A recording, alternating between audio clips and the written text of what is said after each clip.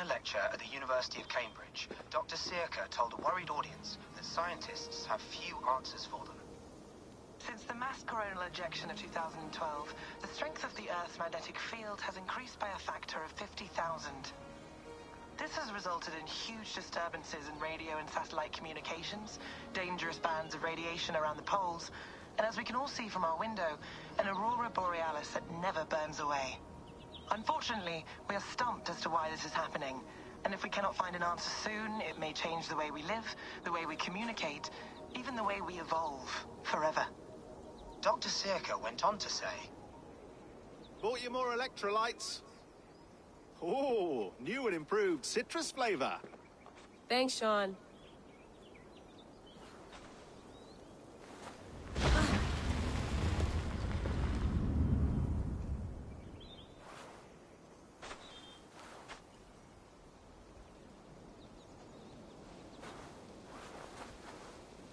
How do we fix this? How are you the key to everything?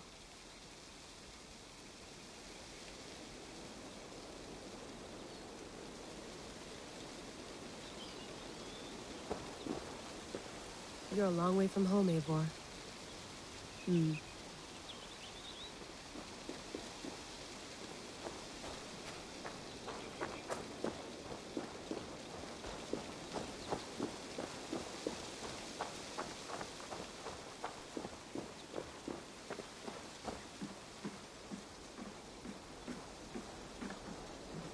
Would love to play around, but I have bigger things on my mind.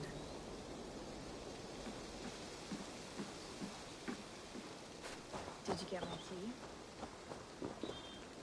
Some quality stuff here.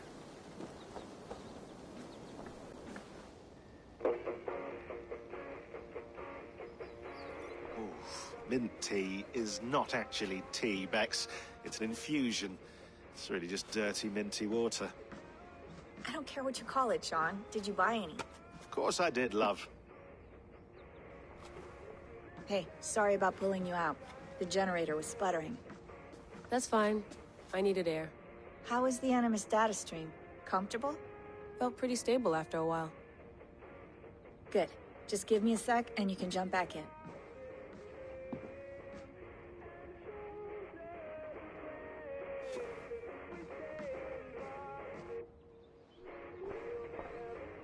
Another satellite came down.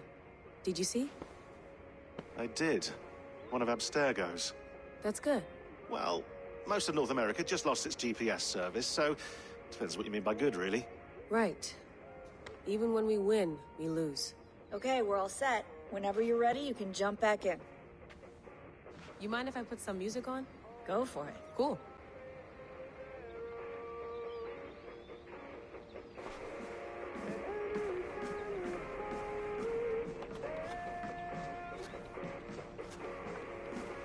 Feeling okay? Better. But I'm worried that it could happen again. The two data streams. I can't promise it won't. I barely understand it myself. It felt like two minds, fighting over one brain. It hurt like a shotgun to the head. Right. There's something about this Viking's DNA sample that feels dense, noisy. Could it be the staff? Interfering somehow? How do you mean? My headaches, my temper. They started the day I got that thing. I hope you're not making excuses for, you know, your friend. Jesus, no. I'm not. Sorry. Just take it easy. And if you feel yourself slipping again, let us know. I'm trying. I really am.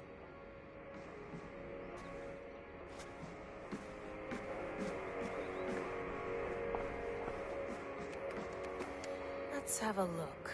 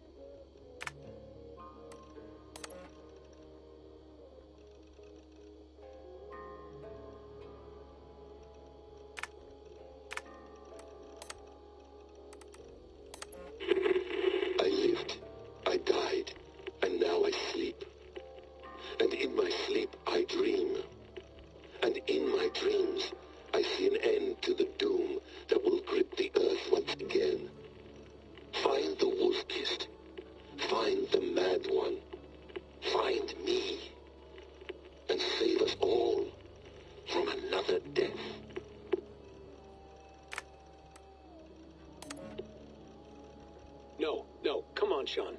Turn that thing off. Oh, hold on. I like what you said there. I want to get this for posterity. Say it again, nice and loud. Seriously? Sure, come on. If nothing else, it'll give me leverage with your old man. Ah, that's your angle.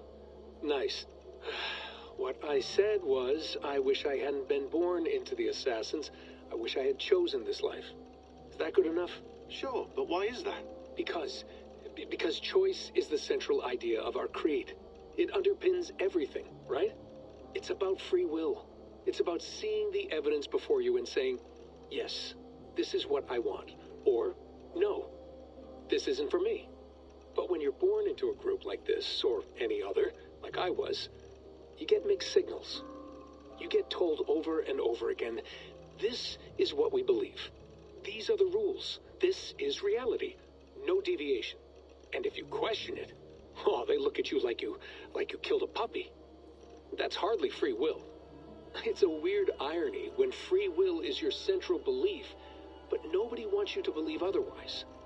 I don't know how to say it exactly, but I always thought there was something self-destructive about our creed. If free will is the most important moral guidepost we have, we should be free to ignore it. To choose submission, for example. You know what I mean? Like, we should be free to side with the Templars. If it's really my choice, I could do that. Right. It's almost self-refuting. A democracy could democratically elect a dictator or choose to get rid of democracy altogether. Within our creed is the seed of its own destruction. That's what makes it powerful, I think. And fragile. Right. The more freedom you have, the more risky it is, you know? Anyway, my dad has mellowed over the years, but he was strict when we lived on the farm. He ran a tight ship. I never got the impression that I was free to choose my path forward. Our creed, our tenets, they were drilled into my head. By the time I was a teenager, I was following these rules out of a sense of duty. This was just what we did. That happens to a lot of organizations over time. A stagnation sets in, you know? A fundamentalism. Yeah. Following the rules becomes more important than achieving whatever goal you set out for yourself. And people start to lose sight of the reason the rules exist. That's called deontology, or a form of it. Following a rule for its own sake and not for the consequences it has. Yeah, but that feels backwards, doesn't it? Well, I think so. Following a rule is the easy part. Praying, taking a sip of wine, munching on a wafer. Rituals that give comfort. But that's just going through the motions. It makes people feel like they're doing something. When the hard work is, well, actually getting off your ass and doing something productive. I think people just want boundaries. Tight boundaries. They want to see the four walls that pen them in. I don't disagree. Anything outside that, anything that makes life more complex, that's scary. That's why I envy you. You chose this life. You went through that process and you decided, yes, I believe in this. Sure. It didn't stop me from being an insufferable know-it-all as a teenager, but I see your point. I would have loved to have been a know-it-all. I knew nothing. Not until you guys found me. Yeah. It wasn't until I met you, and Bex, and Lucy, that I knew. I knew I wanted to be an assassin. Oh, thanks, Des. Come here. Bring it in, bud. I don't normally like touching, but we'll make an exception now. I am not hugging you. You sure? Because I smell very nice today. Can you just turn that off?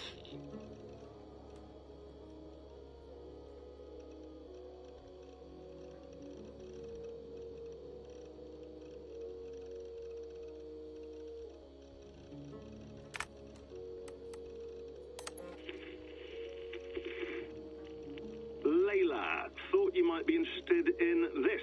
Conversations that Bex and I had with Desmond back in 2012. December, I think. Just candid talks, that's all. We didn't square any circles or write any beat poetry. But he did have some interesting insights into his time in the Animus and what it means to be an assassin. Anyway, have a listen. You might find you and he had similar experiences, so, well, let me know what you think. Unless it's to tell me I sound like a total prat in these recordings. If that's the case, just say nothing. I mean, I did have a slight cold at the time I recorded these. That's probably why I sound odd. Anyway, okay, I'm done anyway, so turn off. Turn off. Oh, it's actually just a button. Sorry, here we go.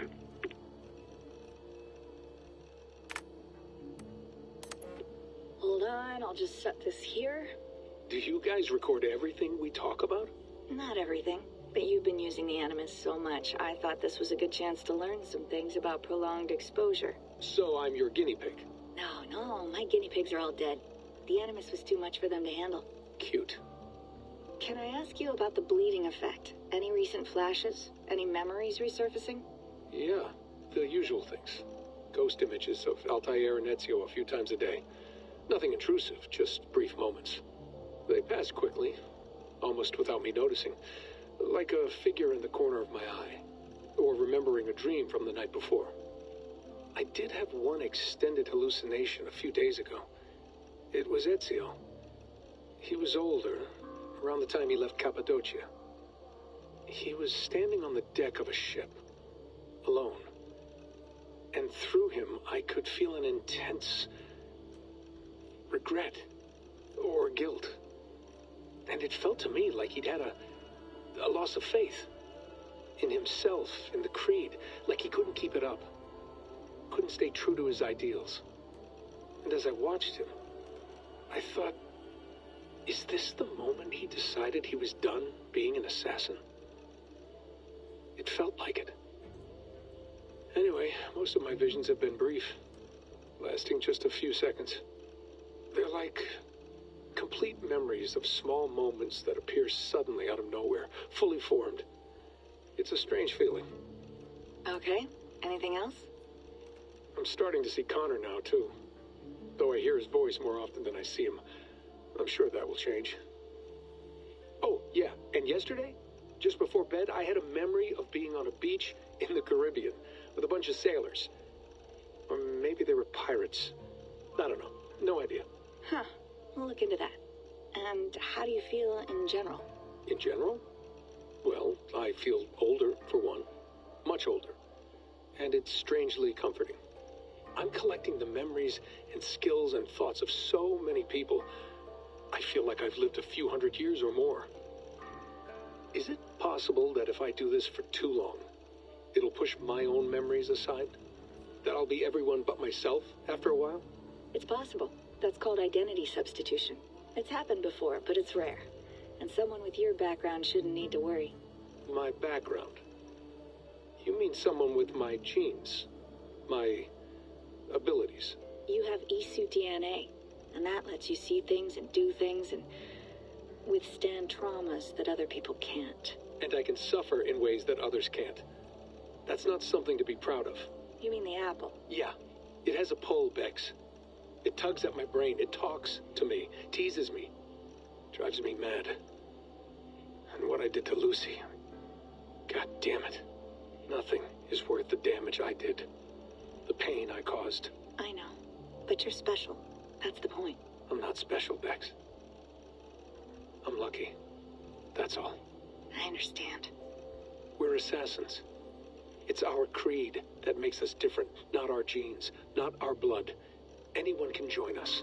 That's true. But let's leave that aside for a second. What I want to know is, have you ever had any Isu memories resurface? Isu memories? I don't think so. I can't even begin to imagine what that would feel like. I think you'd know if you did. Maybe one day, we might be able to induce something.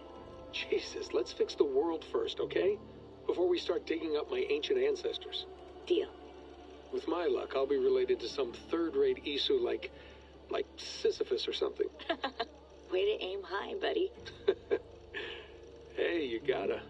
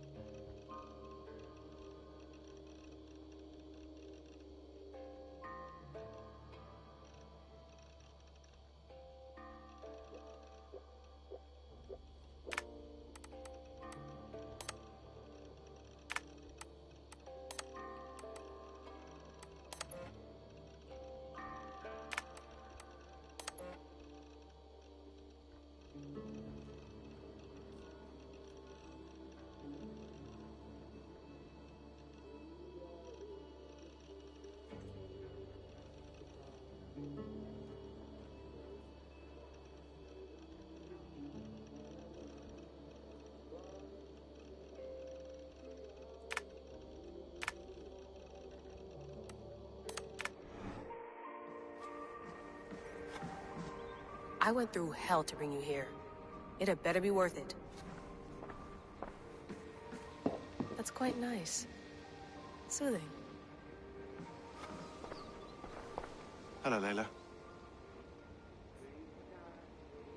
Sean, what do you make of the grave out there? Well, it overturns a few hundred years of scholarship about the first Europeans to set foot in North America. Apart from that, it's just a bunch of muddy bones, isn't it? Can we talk about this thing on my neck for a second? Ah, the mood stabilizer. Yes. It's not harmful, is it? I mean, I feel good, but I want to make sure there's no side effects. There shouldn't be. It's only blocking outside signals, a passive effect. So the staff doesn't, you know, mess with you. Sean, what happened last year, I had no control over that. I tried to resist. I understand. And your old team, maybe they don't. But we've seen that sort of thing before. Still, if you want to work with us and get to the bottom of Why the world is about to end for the second time in 8 years? Then you wear that thing until we say otherwise. William's orders. I know. It's not a problem. It's just a few more weeks, yeah? Just until we figure this out. You're right. I know you're right.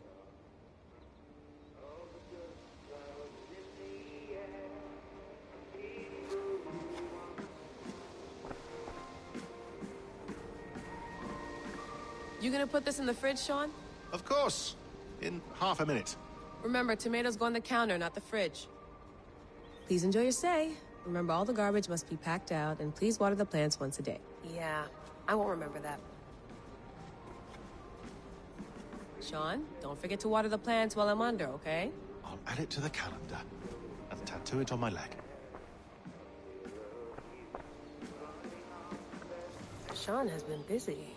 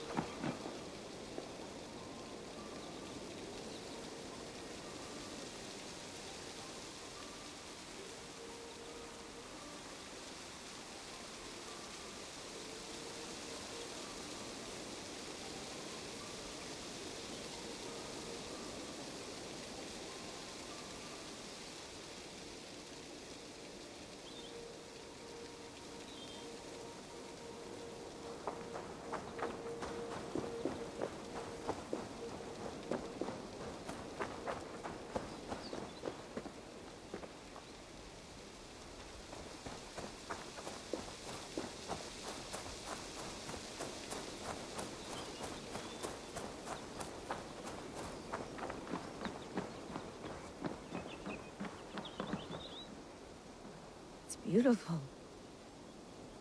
But it's not normal.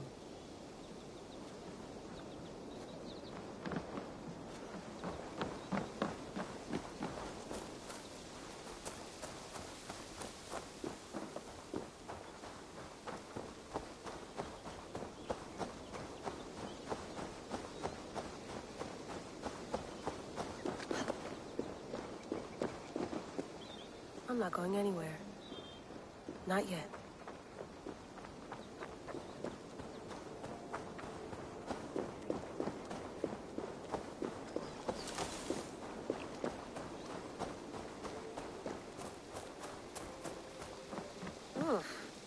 I'd rather walk into town than use this.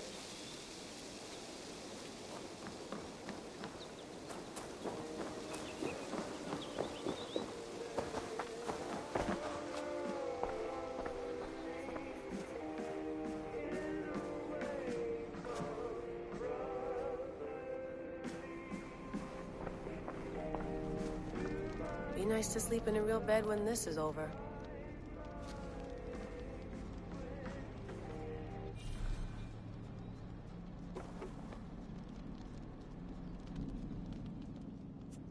All right, time to go. Norway to England takes about a week by long ship, so I'll scrub ahead.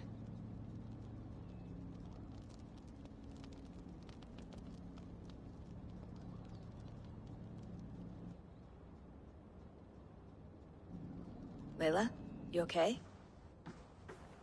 Sorry. Can you play the message again? We have the transcript if you're looking for something. I can No, go and... I want to hear it. Okay. I don't mean to be cryptic. It's just... that message led us here. To this place. To a Norse grave in North America. So those bones out there are the only lead we have. Our only chance at fixing this planet before it's too late. Here it is. I lived, I died, and now I sleep. And in my sleep I dream. And in my dreams, I see an end to the doom that will grip the earth once again. Find the wolf-kissed. Find the mad one. Find me. And save us all from another death. Unsettling, that is. That pulse in the message. Are you sure it's just coordinates? Nothing else? Nothing I can find. Okay, I'm ready. Here we go.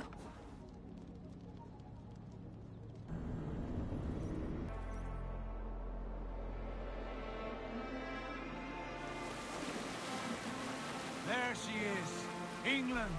Our new home. Not a patch on Norway, but we'll make this land our own soon enough. I'm glad to see any land at all. And will be happy to have my feet on solid ground again. We must not rush our landing. All you see here is Saxon territory. The Kingdom of Mercia, largely unpacified. There will be eyes watching us from the trees, with bows drawn and traps set. We must be wary. Randi! Dig in your oars! All standing! Have you spotted something? Not yet. Well, let us go ahead to clear the path of any dangers. Then follow our lead when the sun brushes the horizon. Understood! May Thor bless you all on your way! We will see you soon! Sail on! Yes! I'm ready for whatever these green-thumbed fairy folk have to throw at us. Sigurd, do the sons of Ragnar know that we're coming? They do not, for they will not scoff at our visit. Of the 4 kingdoms in England, the sons of Ragnar have settled only one. The rest is ripe for the taking. Do we mean to join their army? No, no. We will speak with them, get the lay of the land, and carve this country into as many pieces as we see fit. Look ahead there! Is that what passes for a town? Plain brick in a single rune to their timid god? That rune is called a root, Dag. The cross upon which their god was sacrificed. It sits atop a monastery, a place of worship. That cross killed their Christ, and now they display it in worship? Bizarre. We carve idols of our gods and make wishes before them. Like our sacrifices to Odin the One-Eyed. But we do not worship the wolf that kills him. That is the difference. Whatever strangeness we see in these Saxons, they must think the same of us. The hammer! Now there is a symbol worthy of a god. A bolt of lightning would take that cross clean off.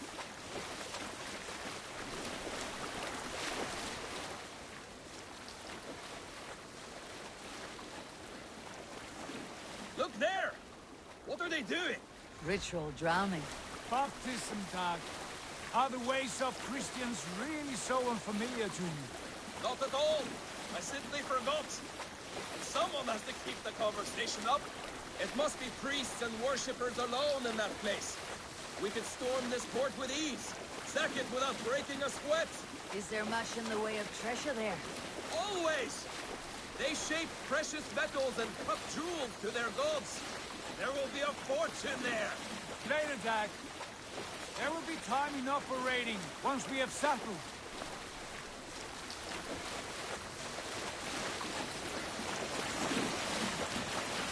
Come to, stop the boats! Pull up over there. The way forward is blocked by a chain spanning the river. We must remove it before passing on. A chain? Can we cut through it? It's too thick for access. But there must be a way to release it, somewhere in that camp. I will go. And I will be right behind you. No, Dad. You stay here. Should trouble come our way, I want you defending the ship. A good idea. Send out the arrow and keep your sharpest axe at hand, huh? Something like that.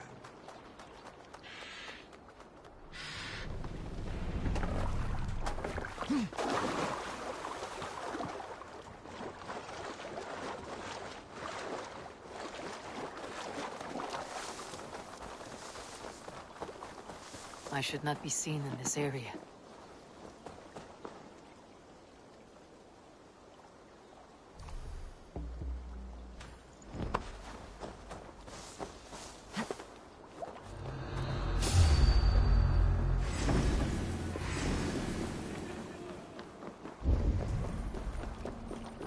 This chain is huge, and poorly anchored it appears. I might be able to shoot it.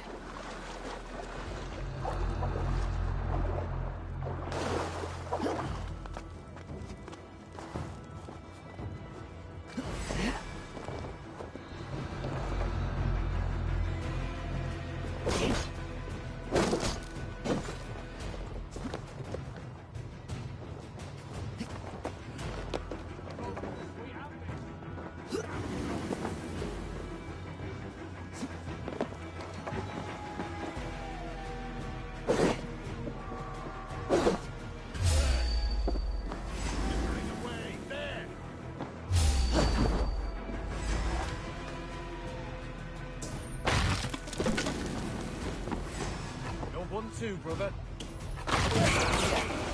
The path is clear.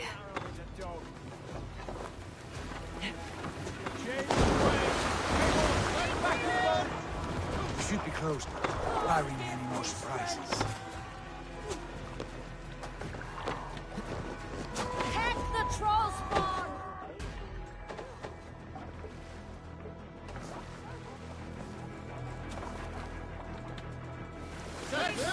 Fine work, I say we go back, Sigurd. Give those dogs a good knock around and take whatever treasures they have. Easy pickings. Not today, Dad. We press on until we reach our goal. We cannot afford another surprise. Now be on your guard. It should not be far. Gods, I'm ravenous. I hope they have food and ale on hand when we arrive. You should have sent word ahead of us, Sigurd, to get something on the spit. If Halfdan, Ubba, and Eivor Ragnarsson are lacking food in England, then all of us will starve. Have no worry. Ah, I can see it now. A suckling pig, tender and juicy, and the ale as gold as the treasures that we failed to steal back there. A man of simple pleasures, aren't you, Dag? He is happier for it. For my part, I look forward to standing in the footsteps of the giants that built this land. What giants? The great Romans and their empire. Giants of a forgotten age. They held dominion here long ago, and their ruins dot the landscape. Every brick and stone tells a story of conquest and glory. And now, they are rubble and ash. Be remade. We will rebuild their empire, brick by brick, and ours will not crumble to dust. All things end, Dag. The ruins are not worn, they were tested. Look there, just ahead, where the sons of Ragnar make their camp. At last, to find our feet on steady ground. Sigurd, hold back. Something isn't right. Good eye. There's too little movement for an army. Only tents and a few men. Not the army we hope to find? No. Let us get a closer look.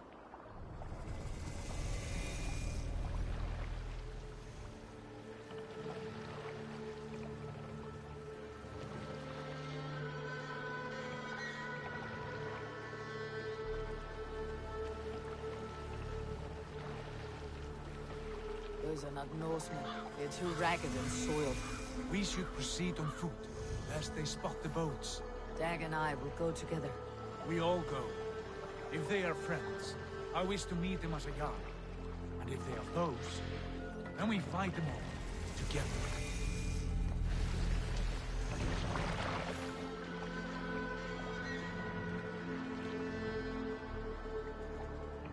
Who are these men? They speak with twisted accents. English, no doubt. Dag, Eivor! On me!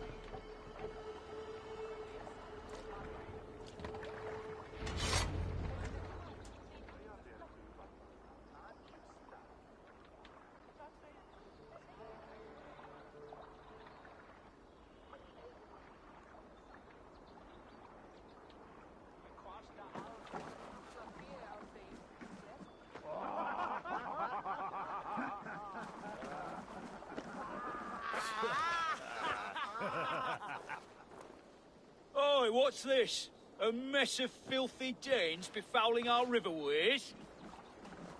You there. Give us your name. I am Sigurd Jarl of Fornberg. And you are... Men who do not take kindly to Dane invaders creeping into our camp. You'd best move along, pagan. Spare yourselves a slaughter. You threaten Norsemen with a play of swords and expect us to cower? I have been 8 days at sea without a drop of blood to wet my axe. So spare the chatter, buckerouts, and draw your weapon. Oh! What? Crows take you. Let's finish them! Kill these bastards! Throw the dog what you wish for, Dag. It feels like home already!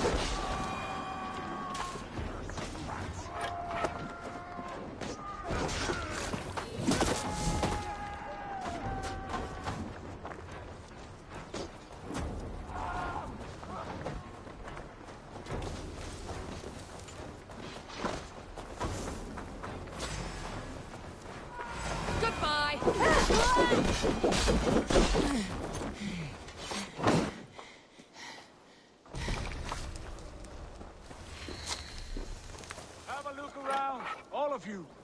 I want no more surprises. Right. I will check the longhouse.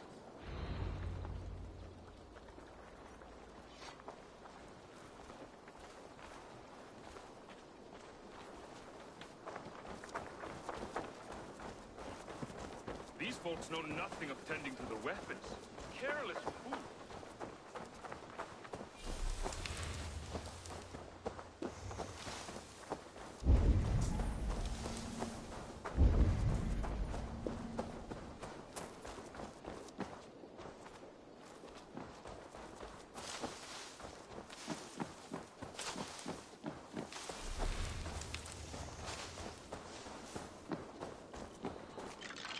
Wait!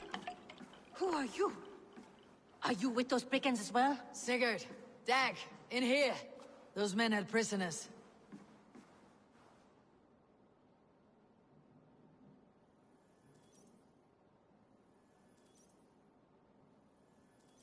You there! Untie us! Let us walk and we will not hurt you! Quite bold in those bindings. I like your spirit. We are very agreeable people, I promise. You need not kill us. Peace, friend. We have no need or wish to hurt you. What are your names? Yenli. I'm a merchant, not a bandit like those others. And this is Rowan. Rowan, that's right. I'm a stable hand, that's all. I keep horses and, well, I did, till those brigands sold them off. They meant to sell us next, as slaves to the nearest bidder. But I ripped their eyes out before I let that happen. And how did you find yourselves here? We came to trade with the Sons of Ragnar, at Halfdan Jarl's asking. But they were gone when we arrived. Unbind them.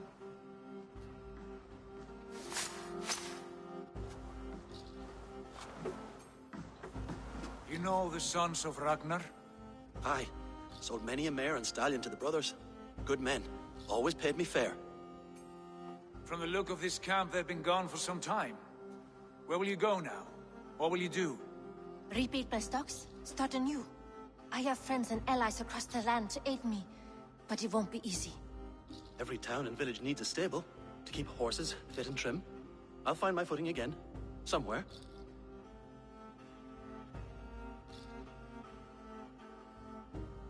What are you thinking?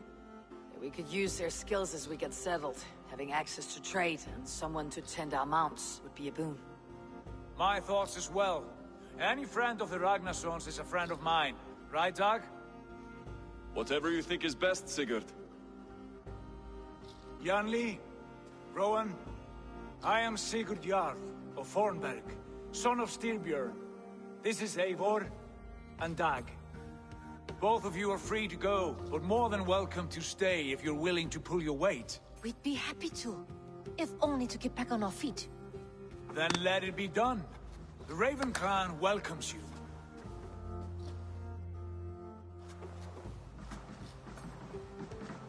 From strangers into friends, into family. The others have arrived. Come.